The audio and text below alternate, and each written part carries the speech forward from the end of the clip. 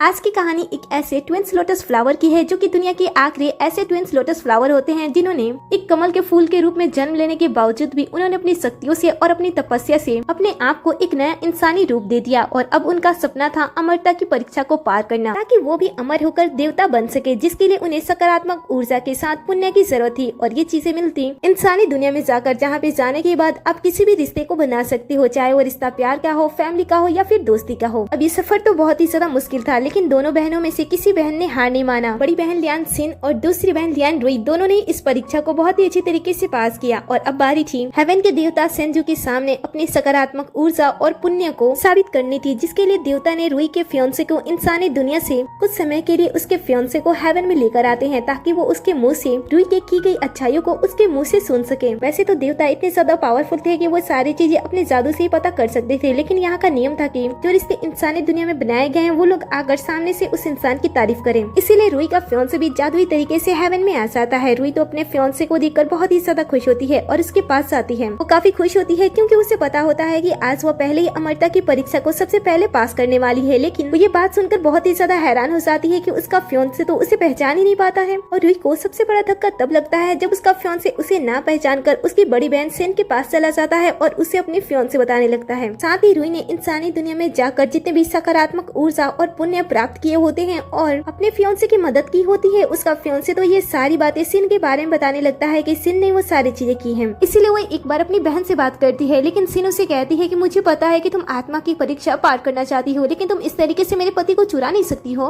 ये मेरा फियोंसे है, इसलिए ये चलकर मेरे पास आया है। अगर ये तुम्हारा फियोंसे होता तो ये तुम्हारे पास खड़ा रहता ना। ये सुनकर रुई के बारे में सभी को गलत फहमी हो जाती है और वो रुई को गलत वे में जज करने लगते हैं। वो कहते हैं कि अगर ऐसे ही लोग आत्मा की परीक्षा में इस तरीके से चोरी करेंगे और झूठ बोलकर इस परीक्षा को पार करने की कोशिश करेंगे तो ये हमारे जैसे लोगों के लिए जो परीक्षा को ईमानदारी से पूरा कर रहे हैं उनके लिए गलत होगा। इसलिए इस लड़की को कड़ी से कड़ी सजा देनी चाहिए। इसे रक्त के समुद्र में फेंक देना चाहिए, जहाँ की हड्डियों की ये दर्द को ये अनुभव कर सके और साथ ही ये कभी दोबारा जन्म न ले सके। ये सुनकर सभी इस बात के लिए हामी भरने लगते हैं कि उसे सजा मिलनी चाहिए। लेकिन रुई को तो पता ही नहीं चलता है कि आखिर उसके साथ ये सारी चीजें क्यों हो रही है, आखिर उसका फियोंसे उसे पहचानने से क्यों इनकार कर रहा है। इसीलिए वो देवता सेंजून से मदद मांगती है और कहती है कि मुझे नहीं पता है कि आखिर मेरा फियोंसे मेरी बड़ी बहन को क्यों अपना फियोंसे मान रहा है। लेकिन देवता भी उसकी कोई मदद करने से साफ साफ मना कर देते हैं। वो कहते हैं कि मैं नहीं जानता था कि तुम इतनी ज्यादा स्वार्थी हो कि तुम अपनी बहन के फियोंसे को चुराने की कोशिश करोगी, इसलिए तुम्हें सजा मिलनी चाहिए, ताकि आइंदा कोई भी आत्मा की परीक्षा को पास करने के लिए ऐसी गलती ना करे। फिर दो अमर लोग सामने आते हैं और रुई को पकड़ते हैं। इसके बाद देवता सेंजू उसके ऊपर मैजिक करते हैं और उसके हाथों को रस्सियों से बांध देते हैं। और फिर रुई के ऊपर एक बार नहीं बल्कि कई बार बिजली गिराकर उसे सजा दी जाती है। उसे बहुत ही ज्यादा दर्द होता है, लेकिन कोई भी उसकी बातें नहीं सुनता है। इसके बाद जो आसपास अमर लोग होते हैं वो जादुई हथौड़े से उसे मारते हैं। इससे रुई को बहुत ही ज्यादा दर्द होता है। वो अपने मुंह से खून की उल्टियां करने लगती है। फिर भी वो कहती है कि उसने कुछ नहीं किया, लेकिन कोई भी उसकी बातों पे भरोसा नहीं करता है। इसके बाद देवता उसे और भी बुरी तरीके से सजा देने के लिए कहता है, जिसके लिए वो जादुई चक्र बनाता है, जिसके लिए वो और भी अमर लोगों को सामने लाता है, जो कि मिलकर एक जादुई चक्र बनाते हैं। और इस जादुई चक्र से रुई को इतना ज्यादा सजा देते हैं कि रुई बहुत ही ज्यादा कमजोर हो जाती है। वो लगभग मरने ही वाली होती है।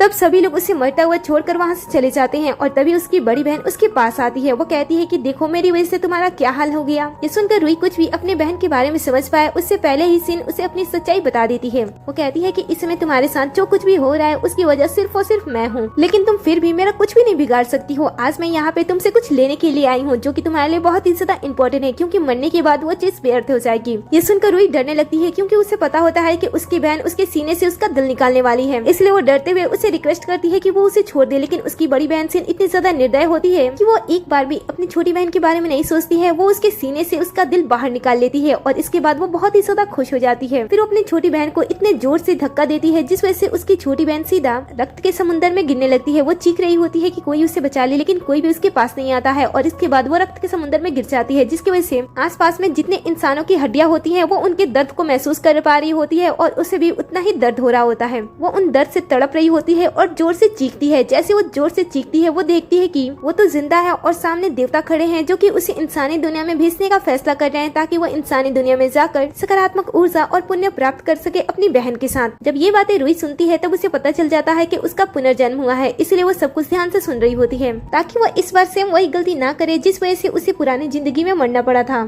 देवता सैन जुन दोनों बहनों को बता रहे होते हैं कि उन्हें इंसानी दुनिया में जाकर क्या करना है और क्या नहीं करना है, किस तरीके से वो सकारात्मक ऊर्जा और पुण्य प्राप्त कर सकती हैं और किस तरीके से वो अपने काम को पूरा करने के बाद वापस आएंगी। सभी बातें सुनने के बाद सैन अपनी छोटी बहन रुई से कहती है कि हम दोनों बहनें हैं, लेकिन ये परीक्षा है, इसलिए हमें एक दूसरे को बहन की तरह नहीं बल्कि कॉम्पिटिटर की तरह देखना चाहिए ताकि हम अपनी परीक्षा को बहुत ही अच्छी तरीके से पास कर सके। ये सुनकर रुई मन ही मन कहती है कि अगर उसका दूसरा जन्म नहीं हुआ होता तो उसने अपनी बड़ी बहन के असली चेहरे को अब तक नहीं देखा होता, लेकिन इस बार चीजें अलग हैं। उसे अपनी बड़ी बहन का असली चेहरा पता है और उसे अब ये भी पता है कि उसे अब इस जिंदगी में क्या करना है और क्या नहीं करना है। इसीलिए दोनों बहनें एक दूसरे को ऑल द बेस्ट कहते हुए जादुई तरीके से जादुई घेरे के साथ अपने रास्ते पे निकल जाती हैं। जहाँ पे हम सबसे पहले छोटी बहन रुई को देखते हैं। जैसे वो इंसानी दुनिया में जाती है वो अपने लिए पार्टनर ढूंढना स्टार्ट कर देती है। सबसे पहले वो उसी रास्ते से गुजरती है जिस रास्ते से उसने पहली बार गुजरा था, लेकिन जैसे वो वहाँ पे जाती है उसे उसका पुराना फियांसे दिखाई देता है। जब वो उसे देखती है तब वो उसे अपने मैजिक से जांच करती है, जिससे उसे पता चलता है कि इसका लक बहुत ही ज्यादा अच्छा है और इसके साथ जो भी रहेगा उसके साथ अच्छा ही होगा, क्योंकि ये अपने लाइफ में बहुत ही ज्यादा ताकतवर और अमीर बनने वाला है। लेकिन ये सब कुछ जानने के बाद भी वो उसे अवॉइड करती है और वहाँ से जाने लगती है। लेकिन तभी उसका पुराना फियांसे उसके कपड़े को पकड़ लेता है और उसे बचाने की गुहार करने लगता है। ये सुनकर रुई को उसका पिछला जन्म याद आता है, जहाँ पे वो याद करती है कि किस तरीके से उसने अपने फियांसे की जान बचाई थी, उसका साथ दिया था बुरे से बुरे समय में, और रुई के सपोर्ट की वजह से वो कितना ज्यादा ताकतवर हो गया था, वो कितना ज्यादा रिच हो गया था, उसने कितनी सारी चीजें हासिल कर ली थी। और उसने उस समय उससे वादा किया था कि वो उसका साथ कभी नहीं छोड़ेगा, वो हमेशा ही उसके साथ प्यार से रहेगा। लेकिन जब रुई को उसके फियांसे की सबसे ज्यादा जरूरत थी हेवन में, तब तो उसके फियांसे ने उसे जानने से इनकार कर दिया था और उसके बाद उसके साथ क्या हुआ था वो तो कभी वो भूल ही नहीं सकती है। इसीलिए वो इस बार अपने पुराने फियांसे पे जरा सा भी रहम नहीं करती है और आगे निकल जाती है। आगे जब वो जाती है तब उसे एक भिखारी मिलता है। वो उसे देखती है तो अपने मैजिक का यूज करके उसके बारे में भी पता लगाती है, जिसे उसे पता चलता है कि इसका लक तो बहुत ही ज्यादा खराब है। लेकिन रुई उसके बैड लक को देखते हुए उसे ठुकराती नहीं बल्कि उसे अपना लेती है और वो डिसाइड करती है कि वो इस जन्म में इसका ही साथ देगी और इसे ही सक्सेसफुल बनाकर अपनी सकारात्मक ऊर्जा और पुण्य को प्राप्त करेगी। इसीलिए वो उसे वहाँ से लेकर जाती है और उसे सबसे पहले खाने के लिए देती है। खाना मिलने पे वो लड़का बहुत ही तेजी के साथ उसे खा रहा होता है, क्योंकि वो काफी समय से भूखा होता है। और रुई उसे खाते हुए देखकर सोच रही होती है कि वो इस बार अपने भाग्य को पूरी तरीके से बदल देगी। लेकिन तभी पास से ही दोनों गुस्सा रहे होते हैं, जो कि आपस में बात कर रहे होते हैं कि पुरानी गली में जो लड़का था उसकी हालत बहुत ही ज्यादा खराब थी, वो कुछ समय पहले ही मर गया, इसीलिए हमें उस रास्ते से नहीं जाना चाहिए बल्कि हमें दूसरे रास्ते से जाना चाहिए। ये सुनकर तो रुई हैरान हो जाती है, क्योंकि उस गली में जो पर्सन मरा होता है वो लुई का पुराना फियांसे होता है। इसलिए वो सोच रही होती है कि आखिर वो इंसान कैसे मर सकता है, क्योंकि उसके पास तो काफी ज्यादा गुड लक थी और जब मैंने उस लड़के को ठुकरा दिया तो मेरी बहन के भाग्य में वो इंसान जाने वाला था ना, तो आखिर वो मर कैसे गया। वो सोचती है कि जब वो लड़का मर गया तो सिन अपनी सकारात्मक ऊर्जा और पुण्य को कैसे प्राप्त करेगी, क्योंकि रुई को इस समय अब कुछ भी समझ में नहीं आ रहा होता है। इसीलिए वो अपने सोच में खो गई होती है और जैसे ही सामने वाला पर्सन उसे इस तरीके से खोया हुआ देखता है, उसे ऐसा लगता है कि शायद इसे भूख लगी है, इसलिए वो अपने खाने की चीजों में से उसे भी खाने के लिए देता है। लेकिन रुई खाने से मना कर देती है। वो कहती है कि उसका पेट भरा हुआ है। अगले सीन में हम हेवन वर्ल्ड देखते हैं, जहाँ पे हम सीन को एक अलग सिचुएशन में देखते हैं। वो इंसानी दुनिया में जाकर सकारात्मक ऊर्जा और पुण्य प्राप्त नहीं कर रही होती है, वो तो हेवन के देवता सैन जुन के साथ रंगरेलियां मना रही होती है। उसे तो डर ही नहीं होता है कि वो सकारात्मक ऊर्जा और पुण्य को कैसे प्राप्त करेगी, क्योंकि उसके लिए सारी चीजों की व्यवस्था देवता ही ऑर्गेनाइज करने वाले थे। वो सिन से कहते हैं कि तुम्हें ज्यादा चिंता करने की कोई जरूरत नहीं है, क्योंकि मैं तुम्हारी बहन को जानता हूँ, वो बहुत ही ज्यादा अच्छी है। वो इस समय तक कई सारे सकारात्मक ऊर्जा और पुण्य को प्राप्त कर चुकी होगी, इसलिए इस वक्त तुम्हें उन सारी चीजों के बारे में नहीं सोचना चाहिए। तुम्हें इस बारे में सोचना चाहिए कि मुझे तुम खुश कैसे करोगी। ये सुनकर सिन को बिल्कुल भी अच्छा नहीं लगता है कि देवता उसके सामने उसकी बहन की तारीफ किसी भी विषय पे करे, इसीलिए वो थोड़ी सी नाराज हो जाती है। ये देखकर देवता सैन जुन उसे मनाता है और कहता है कि चाहे वो कितनी भी अच्छी क्यों ना हो जाए, लेकिन मेरे दिल में तो तुम ही रहोगी ना। मैं चाहता हूँ कि तुम जल्द से जल्द अमरता की परीक्षा को पार कर लो और उसके बाद मेरे बराबर हो जाओ, ताकि मैं तुमसे आसानी से शादी कर सकूं। ऐसे कहते हुए वो उसे किस करता है और उसके साथ नाइट स्पेंड कर लेता है। दूसरी तरफ हम रुई को देखते हैं, जो कि इंसानी दुनिया में अपने दूसरे फियांसे को वो पूरी तरीके से सपोर्ट करने के लिए बर्तनों को भी बेचना स्टार्ट कर देती है और उसकी लाइफ को अच्छा बनाने के लिए वो दिन में एक नहीं बल्कि 3 जॉब कर रही होती है। और जैसे ही दूसरे फियांसे को इसके बारे में पता चलता है कि रुई उसके लिए इतना सब कुछ कर रही है ताकि वो एक अच्छी जिंदगी जी सके, तब उसे बहुत ही अजीब लगता है। वो उसे कहता है कि आज से तुम्हें कुछ भी करने की कोई जरूरत नहीं है, अब से मैं दुगनी मेहनत करूंगा और तुम्हारे लिए पैसा इकट्ठा करूंगा। तुम बस ये सारी चीजें करना खत्म कर दो और तुम पढ़ाई करो, ताकि तुम पढ़ाई के जरिए अपनी लाइफ को अच्छी कर सको। लेकिन रुई उसका साथ नहीं छोड़ती है। जब उसका दूसरा फियांसे रात में सो रहा होता है, तब वो चुपके से उसके पास आती है और उसके हाथ में कट लगाती है। फिर वो अपने हाथ में कट लगाती है और दोनों का खून का रिश्ता बन जाता है, जिससे कि रुई के अच्छे भाग्य इसके दूसरे फियांसे के बैड लक को धीरे धीरे खत्म कर देते हैं और वो इस तरीके से उसे सक्सेसफुल बना देती है। और उसके बाद वो उसके साथ मिलकर दुगनी तेजी से दिन में और भी ज्यादा काम करने लगती है। वो दिन में कचरे उठाती है, सामान बेचा करती है, मरे हुए लोगों की बॉडी को सही तरीके से दफनाती है। इस तरीके से वो लगातार 10 सालों तक काम करती है, जिस वजह से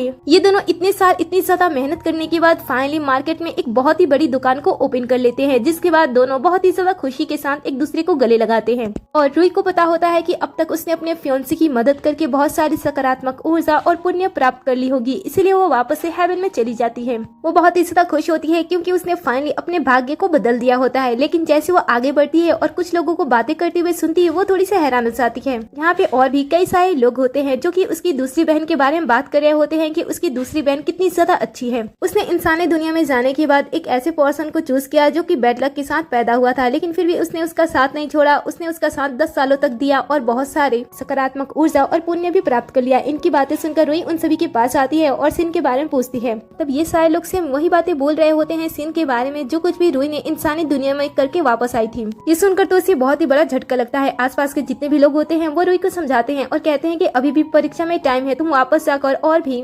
सकारात्मक ऊर्जा और पुण्य प्राप्त कर सकती हो, तुम्हें वापस इंसानी दुनिया में जाना चाहिए। लेकिन तभी उसकी हालत खराब हो जाती है। वो सोचती है कि उसके दूसरे फियांसे ने भी उसे धोखा दे दिया और तभी यहाँ पे उसकी बहन आ जाती है, जो कि अंदर ही अंदर बहुत ही ज्यादा खुश होती है क्योंकि उसकी सारी सच्चाई पता होती है। वो उसे रुमाल देती है उसका मुंह पूछने के लिए और तभी यहाँ पे देवता संजू भी आ जाते हैं, जो कि काफी ज्यादा गुस्से में होते हैं। वो यहाँ पे आते हैं और रुई को कई सारी बातें सुनाते हैं। वो कहते हैं कि मैंने तुम्हें इंसानी दुनिया में सकारात्मक ऊर्जा और पुण्य को प्राप्त करने के लिए भेजा था, लेकिन तुम तो वहाँ पे जाने के बाद बहुत ही ज्यादा घटिया काम करके वापस आई हो। रुई को कुछ भी समझ में नहीं आता है। तभी देवता अपने पास एक जादुई किताब निकालते हैं जिसमें रुई के बारे में ऐसी बातें लिखी होती है जिसे रुई ने कभी भी नहीं किया होता है, लेकिन फिर भी उसे एक मौका भी नहीं देते हैं। वो कहते हैं कि मैंने तुम्हें इंसानी दुनिया में पुण्य करने के लिए भेजा था, ना कि वहाँ पे जाकर किसी को परेशान करने के लिए। आखिर तुम वहाँ पे जाकर लोगों को परेशान कैसे कर सकती हो? क्या तुम्हें ऐसा लगता है कि ऐसा करने से तुम इस परीक्षा को आसानी से पार कर सकती हो? और फिर वो गुस्से में रुई को सजा देते हैं। रुई को कुछ भी समझ में नहीं आता है कि आखिर वो अपने भाग्यों को किस तरीके से बदले और बार बार ऐसा क्या हो रहा है जिस वजह से उसकी सकारात्मक ऊर्जा और उसका पुण्य उसकी बड़ी बहन सिन को मिल जा रहा है और वो क्यों नहीं अपने भाग्य को बदल पा रही है। आखिर क्यों ये सारी चीजें इतनी ज्यादा कॉम्प्लिकेटेड हो गई हैं। तभी उसकी बहन सबके सामने ड्रामा करते हुए देवता संजू के सामने झुक जाती है और ऐसा दिखाने की कोशिश करती है कि उसे अपनी छोटी बहन की बहुत ही ज्यादा फिक्र है, लेकिन उसकी छोटी बहन ने गलती की है, इसलिए उसे सजा मिलनी चाहिए और सजा के तौर पे उसकी छोटी बहन के लोटस फेरी हार्ट को उसकी बॉडी से बाहर निकाल देना चाहिए। ये सुनकर रुई को बड़ा ही गुस्सा आता है। वो अपनी बड़ी बहन पर गुस्सा करती है और कहती है कि ड्रामा करना बंद कर दो। तुम्हें ऐसा क्यों लगता है कि तुम इस तरीके से मेरी जान बचाकर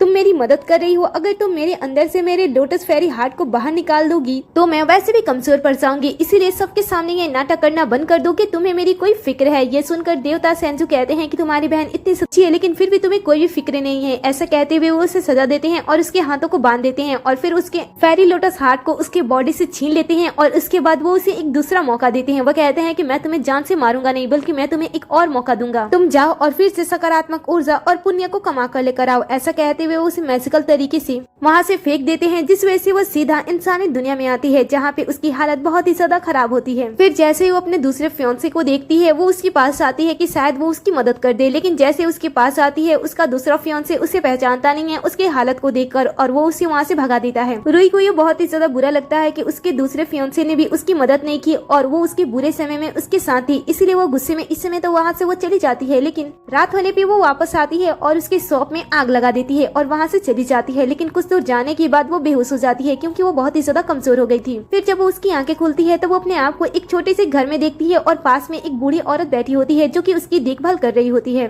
वो बूढ़ी औरत बहुत ही अच्छी तरीके से उसका ध्यान रख रही होती है और साथ ही कल के बारे में उसे बता रही होती है कि कल वो उसे कहाँ पे मिली थी। कहती है कि बच्ची तुम बहुत ही ज्यादा कमजोर हो गई होगी, इसीलिए तुम रास्ते पे ऐसे गिर गई, लेकिन तुम्हें पता है कि तुम्हारे पास वाला जो शॉप था वो बुरी तरीके से जल गया था। उसका जो मालिक था वो भी अपनी दुकान को बचाते बचाते वो भी जलकर मर गया। ये सुनकर रुई को अच्छा नहीं लगता है, उसे अपनी गलती का एहसास होता है, इसलिए वो बूढ़ी औरत के सामने झुककर उससे माफी मांगने लगती है। बूढ़ी औरत को समझ में नहीं आता है कि आखिर वो उससे माफी क्यों मांग रही है। तभी रुई उसे कहती है कि क्या आपके कोई बच्चे हैं? बूढ़ी कहती है कि हाँ, लेकिन उन्होंने मुझे छोड़ दिया है। सुनकर वो कहती है कि आज से मैं ही आपकी बेटी हूँ और मैं ही आपका पूरा अच्छी तरीके से ध्यान रखूंगी क्योंकि आपने मेरी जान बचाई थी। बूढ़ी को भी जीने का एक साथ मिल जाता है, इसलिए वो रुई को अपनी बेटी मान लेती है और उसके साथ रहने लगती है। दरअसल रुई ये सारी चीजें फिर से सकारात्मक ऊर्जा और पुण्य को प्राप्त करने के लिए कर रही होती है क्योंकि उसे पता होता है है कि ये सारी चीजें हासिल करने के लिए सिर्फ प्यार का सपोर्ट नहीं बल्कि फैमिली का भी सपोर्ट होना जरूरी होता है। इसीलिए वो उस बूढ़ी औरत का बहुत ही अच्छी तरीके से ध्यान रखती है। जब बूढ़ी औरत बीमार होती है तब वो अपने ब्लड का मेडिसिन में यूज करके उसे देती है ताकि वो ठीक हो जाए, क्योंकि उसे पता होता है कि उसके पास इस समय कोई भी मैजिकल पावर नहीं, लेकिन फिर भी उसके ब्लड में इतनी शक्ति है कि वो किसी को भी मरने से कुछ समय तक रोक सकती है। वो कुछ समय तक तो उस लेडी की बहुत ही अच्छी तरीके से सेवा करती है। इसके बाद वो लेडी मर जाती है। अब रूही को पता होता है कि उसने सकारात्मक ऊर्जा और पुण्य प्राप्त कर लिया है, इसलिए वापस जाने का समय आ गया है। वो सोचती है कि इस बार तो उसकी बहन उसे किसी भी तरीके से हरा नहीं सकती है, क्योंकि इस बार उसने बिल्कुल ही अलग रास्ता चूज किया था, इसलिए इस बार उसकी बहन उसे किसी भी तरीके से हरा नहीं सकती है। ऐसा कहती हुए वो वापस से हेवन में चली जाती है, जहाँ पे इनका परीक्षा एक दिन बाद होने वाला था। इसलिए वो यहाँ पे पहुँचने के बाद बहुत ही ज्यादा खुश होती है, लेकिन उसकी खुशी थोड़ी देर के अंदर खत्म हो जाती है, क्योंकि उसे इस बार फिर से पता चलता है कि उसकी बहन ने पता नहीं कैसे पर फिर से उसे धोखा दे दिया। वो यहाँ के एक पर्सन से पूछती है कि यहाँ पे क्या हो रहा है। तब वो पर्सन उसे जादुई आईना से वो सारी चीजें दिखाता है जो कि वो खुद करके आई थी, लेकिन ताज्जुब की बात ये होती है कि यहाँ पे वो नहीं होती है बल्कि उसकी बहन होती है। यहाँ पे जितने भी लोग होते हैं उसकी ये अनोखी चीजें देखकर उसकी तो बहुत ही ज्यादा तारीफ कर रहे होते हैं, लेकिन ये सब देखकर रूही को बहुत ही ज्यादा गुस्सा आता है। वो अपनी बहन सिन के पास आती है, जहाँ पे सभी लोग उसी की तारीफ कर रहे होते हैं। जैसे ही सिन अपनी छोटी बहन को देखती है वो उसे कहती है कि चाहे तुम कितना भी ट्राई कर लो लेकिन तुम मेरे बराबर कभी भी नहीं आ सकती हो, इसलिए इसका सपना देखना तुम बंद कर दो कि तुम इस परीक्षा को पास भी कर सकती हो। अब इस तरीके से सभी मिलकर रूही की इंसल्ट कर रहे होते हैं और उसे उकसाने की कोशिश कर रहे होते हैं, जिस वजह से रूही को गुस्सा आ जाता है और वो अपनी बहन के हाथ पकड़ के उसे पूछती है कि बताओ तुमने फिर से मुझे धोखा कैसे दे दिया। ये सुनकर सिन उसे अपना हाथ छुड़ाती है और मैजिकल तरीके से उसे धक्का देती है, जिस वजह से उसकी छोटी बहन दूर जाकर गिरती है और उसकी हालत इतनी ज्यादा खराब हो जाती है कि वो अपने मुंह से खून की उल्टियां करने लगती है। फिर उसकी बड़ी बहन उसके पास आती है, उसके गले को दबाती है और धीरे से उसे कहती है कि मैं तुमसे इतना ज्यादा नफरत करती हूँ कि मैं तो तुम्हें 1000 साल पहले ही मार चुकी होती, लेकिन तुम्हारे पास इतनी सारी शक्तियां थी कि मैं तुम्हारा कुछ भी नहीं बिगाड़ पा रही थी। मैं तुमसे बड़ी हूँ लेकिन फिर भी मुझसे ज्यादा पावर्स तुम्हारे पास है। आखिर ये मेरे साथ ही क्यों होता है और तुम्हारे पास लोटस फेरी का हार्ट क्यों है? देखना किसी न किसी तरीके से मैं कल उस हार्ट को तुमसे छीन लूंगी और उसके बाद मैं तुमसे बहुत ही ज्यादा ताकतवर हो जाऊंगी। ये सुनकर रूही कहती है कि मुझे पता है कि तुम मुझसे नफरत करती हो, लेकिन तुम मुझे ये बताओ कि आखिर तुम हर बार मुझसे जीत कैसे जाती हो? तुम ये सारी चीजें कैसे कर रही हो? सिन कहती है कि क्या मैं तुम्हें पागल दिखती हूँ कि मैं अपनी सच्चाई अपने मुंह से ही तुम्हें बता दूं? वैसे यहाँ पे बहुत सारे लोग हैं, कहीं उनके सामने मेरी सच्चाई आ गई तो? ऐसा कहते हुए उसे तड़पाती है और उसके बाद उसे सीधा हेवन से धक्का दे देती है, जिस वजह से रूही थोड़ी देर हवा में रहती है और उसके बाद वो जमीन पे जा गिरती है। कुछ समय के बाद जब उसकी आंखें खुलती है तब वो देखती है कि वो सही सलामत है, ना ही उसके पास कोई पावर है, फिर भी वो किस तरीके से जीवित है ये बात उसे समझ में नहीं आ रही होती है और ना ही ये बात समझ में आ रही होती है कि आखिर उसकी बहन हर बार उसे आगे कैसे रहती है। वो इस समय बहुत ही ज्यादा गुस्से में होती है, इसलिए पास में जो उसके रिश्तेदार की कब्र होती है वो उसे बहुत ही बुरी तरीके से तोड़ देती है और उस पे अपना सारा का सारा गुस्सा निकाल देती है। कुछ समय के बाद जब उसका गुस्सा शांत होता है तब वो फिर से सेम बातें सोचते हुए अपना मुंह धोने के लिए पानी के पास आती है, जहाँ पे जाने के बाद जैसे वो अपना मुंह धोने वाली होती है तभी पानी में उसका अक्ष उसे दिखाई देता है और तभी पानी में उसके माथे पे बना हुआ लोटस के निशान उसे दिखाई देती है। जैसे वो इस निशान पे गौर करती है उसे याद आता है कि हर बार उसकी बहन ने जब उसका जगह लिया था तब निशान बदल गया था, मतलब कि ये निशान ही दोनों बहनों को एक दूसरे से जोड़ रहा है और कोई ऐसा पावरफुल पर्सन है जो कि सिन की ये सारी चीजों में मदद कर रहा है, जिस वजह से सिन इस निशान के जरिए ही सकारात्मक ऊर्जा और पुण्य को इसकी बहन आसानी से चुरा पा रही है। लेकिन अभी भी रूही के मन में काफी सारे ऐसे सवाल होते हैं जिसका जवाब पाना उसके लिए बहुत ही ज्यादा मुश्किल था, जैसे कि वो कौन सा पावरफुल पर्सन है जो कि उसकी बहन की इन सारी चीजों में मदद कर रहा है और आखिर ये लोटस की चिन्ह किस तरीके से उसकी बहन की मदद कर रही है। इसीलिए अब वो अपने भाग्य को बदलने के लिए दूसरा और बहुत ही ज्यादा अलग रास्ता चूज करती है। वो कहती है कि